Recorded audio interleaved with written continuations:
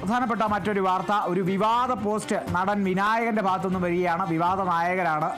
അപ്പോൾ അത്തരത്തിലുള്ള വിവാദങ്ങളൊക്കെ പുത്തരിയൊന്നുമല്ല വിനായകൻ്റെ ആ പോസ്റ്റ് ഇങ്ങനെയാണ്. വിനായകൻ്റെ കൂടെയുള്ള ജനം ഇപ്പോഴും വിനായകൻ്റെ കൂടെ തന്നെയുണ്ട്. അതിൻ്റെ എണ്ണം കൂടിയിട്ടേ ഉള്ളൂ.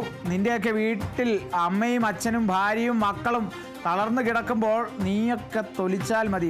കുറച്ച് രൂക്ഷമായ ഭാഷയാണ്. വിനായകൻ്റെ പോസ്റ്റിലുള്ള ഭാഷയാണ് കേട്ടോ. വിനായകൻ എപ്പോൾ ചാവണമെന്ന് കാലം തീരുമാനിക്കും. നിന്നെയൊക്കെ പോലെ ചെറ്റ പൊക്കാനോ ഗർഭം കലക്കാനോ പോയപ്പോൾ പറ്റിയ പരിക്കല്ല, വിവരമുണ്ടെന്ന ധാരണയിൽ വിവരമില്ലാത്തവനെ വിശ്വസിച്ച് ചെയ്ത ജോലിക്കിടയിൽ പറ്റിയ പരിക്കാണടാ. അതൊരു വിനായകൻ്റെ ഭാഷ നമുക്കറിയാം. ഫേസ്ബുക്കിലാണെങ്കിലും ഫേസ്ബുക്കിൽ ഈ പ്രതികരിക്കുന്ന സമയത്ത് കുറച്ചധികം കൈ കടന്ന രീതിയിലുള്ള വരികളൊക്കെയാണ് ഉപയോഗിക്കുക. അത് കൈ കടന്നെന്നൊന്നും പറയാൻ പറ്റില്ല. അതങ്ങനെ പുറത്ത് പറയാൻ പറ്റാത്ത തരത്തിലുള്ള ചില പദപ്രയോഗങ്ങളൊക്കെ വിനായകൻ നടത്താറുണ്ട്.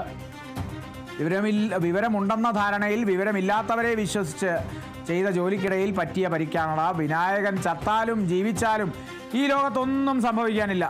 കർമ്മ എന്താണെന്ന് നീയൊന്നും വിനായകനെ പഠിപ്പിക്കേണ്ട. വിനായകൻ്റെ കർമ്മഫലം വിനായകൻ അനുഭവിച്ചോളും. അതുകൊണ്ട് പ്രാക്കും കാപട്യത്തിൻ്റെ സഹതാപവും ഇങ്ങോട്ട് വേണ്ട. എൻ്റെ തന്തയും ചത്തു, സഖാവ് VS ചത്തു, ഉമ്മൻചാണ്ടിയും ചത്തു, ഗാന്ധിയും ചത്തു, നെഹ്റുവും ചത്തു, ഇന്ദിരയും ചത്തു, രാജീവും ചത്തു, കരുണാകരനും ചത്തു, ജോർജ് ഈഡനും ചത്തു. നിൻ്റെയൊക്കെ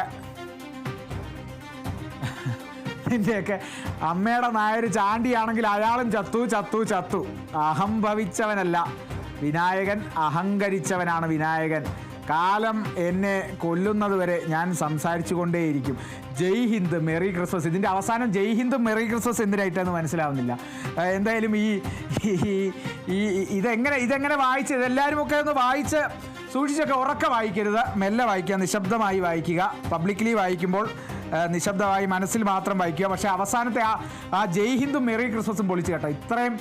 ഇത്രയും രൂക്ഷമായി പരാമർശിച്ചിട്ട് ആ ജയ് ഹിന്ദും മെറി ക്രിസ്മസും ഇടാൻ കാണിച്ച ആ ഒരു മനസ്സുണ്ടല്ലോ, സമ്മതിക്കണം നടൻ വിനായകൻ. എന്തായാലും വിവാദമായൊരു പോസ്റ്റാണ് ഇപ്പോൾ നടൻ വിനായകൻ്റെ ഭാഗത്തു നിന്ന് വന്നിരിക്കുന്നത്. കാരണം ഒരു അപകടം പറ്റിയിരുന്നു.